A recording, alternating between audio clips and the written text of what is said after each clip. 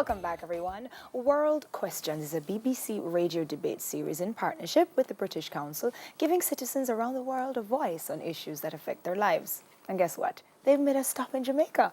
So here to tell us what's happening on this trip, BBC journalist Johnny Diamond. Good morning. Good morning. Welcome to Jamaica and welcome to Smile Thank Jamaica. you very much indeed. It's a joy to be in Jamaica and a particular joy to be here. Thank you. First time in Jamaica? Yes, first time in Jamaica. Not the last time. Yeah. Aha. Good. Wonderful. World Questions. What's that? Look, the aim of World Questions is to allow public debate with senior politicians, thinkers, cultural figures, but most importantly to allow that debate not to happen with me, with the BBC, but with the audience. It's the audience who are the key part of this. So the questions come from the audience, the debate comes from the audience. We put quite a lot of the issues back to the audience as well. Obviously, we hear from the panel. Last night, we were very fortunate to have the Minister for Foreign Affairs as one of the four of the panel.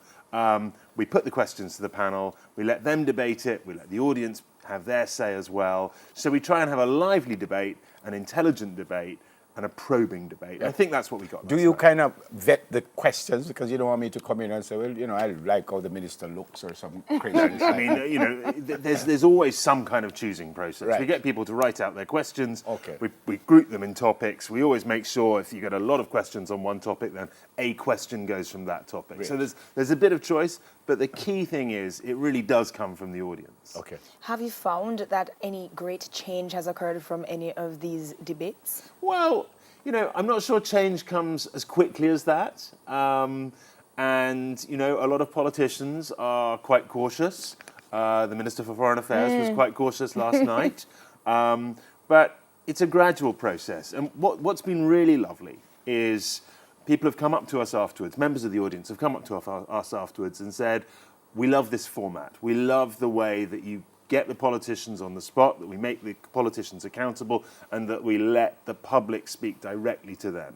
So, you know, it's not about the BBC barging in here and saying this is the way we do things, this is the way that things should be done. It's about trying to open up debate, and we hope that with good debate comes better decision-making and better understanding as well. Do you find, because you've been to many different countries, obviously, do you find that the questions are kind of the same, or is it different in India that a question that would be asked in Jamaica? Neville, that's a really good point. You get a lot of questions on some specific topics. We get a lot of questions on the environment. We get quite a lot of questions, obviously, about the economy. That's always a big story for people. And then you get surprising things. You know, you think when you go to somewhere like Beirut, to Lebanon, you might get a lot of questions about the Syrian war and things like that. In fact, you get a lot more questions about rubbish removal, about water supplies, about the big domestic issues. Okay. So you get surprises and you get regular things. It's a mix. Yeah. I like the fact that you've chosen to do this, but why? What was the motivation in going to all of these different countries, being a British-based show? Well, the World Service has always tried to do exactly what it says in the title, to serve the world. And we were very fortunate. Kofi Annan, the former Secretary General of the United Nations, called the World Service Britain's greatest gift to the world. And that's what we try and do, is to encourage intelligent debate around the world and to help people understand what's going on in their country, what's going on in other countries, and perhaps spread a little peace and understanding that way. I don't know if this came up in the questions last night. I don't want to misquote you, but you are quoted saying that the Chinese, and I think you said the word takeover is a strong word. But I think the suggestion was that we ought to be careful about what the Chinese might be doing in our country. Is that fair? Look, I think that we should probably clear up something about today's Gleaner. Right. The headline is probably a bit stronger than the actual material that I said. Right. And it's often the way with newspapers. I understand that, you know, you've got to try and grab people's attention. What I said to the Gleaner is that I think countries around the world, including Britain, the United States, Canada, countries big and small, are seeing big swells of investment from China.